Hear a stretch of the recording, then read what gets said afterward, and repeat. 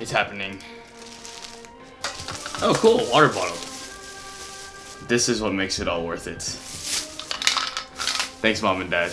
So as you probably know by now, the internet is just flooded with dance videos.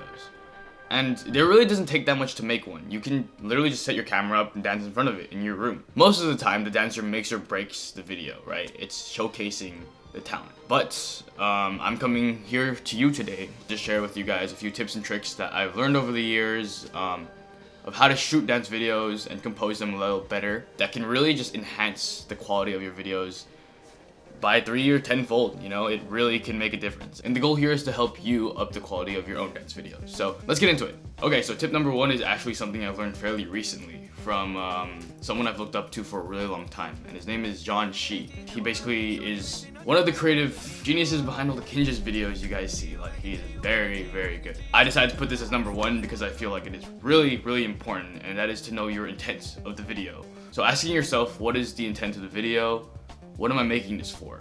Are you making it for portfolio? Are you making it for Instagram? Do you want to tell a story? Or do you want to just show off some particular move? Just understanding the intent behind the video you're shooting will help a lot with how you approach to shoot the video. A few days ago, I posted my shoot with Husky Break Club from Seattle. My intent behind that, if I had to track back to that, was showcase the Husky Break Club and their teamwork and their individual breakers, since it's not something we get to see very often. So knowing that helped me frame the rest of how I was going to approach the video. Tip number 2 is to plan ahead as much as you can.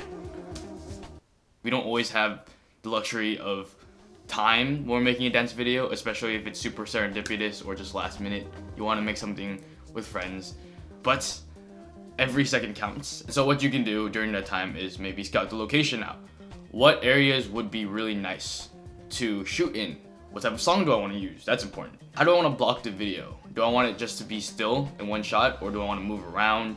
And if I'm going to move around, then how can I make the motion look good and not random and maybe even conflicting with the dance?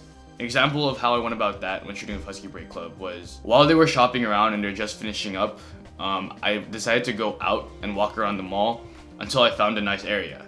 I stumbled upon the theater area, which is super perfect. It was a nice big courtyard, plenty of space to dance, and it was pretty empty, so there wouldn't be too many people obstructing the pathway, right? You don't want to accidentally kick anybody in the face, so even planning ahead, your location helps a lot. So far we have intent and plan ahead.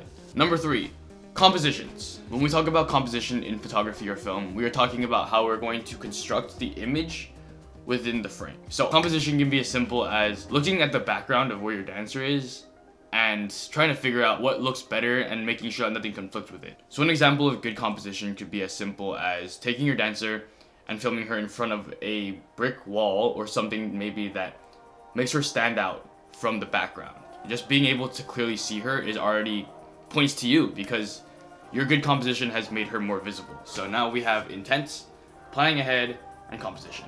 Before I get into the final tip, I just wanted to encourage you guys to go watch the Husky Break Club video, and maybe this time, watch it with the tips in mind so that you can see what I did and didn't do.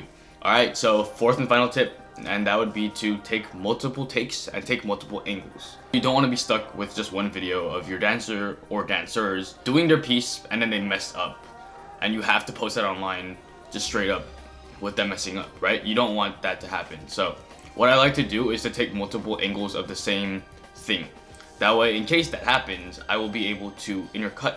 So not only is this good for covering up little ouchies and bumps, but you can also use it intentionally to highlight a certain body part or hit a different angle that makes the piece look more dynamic.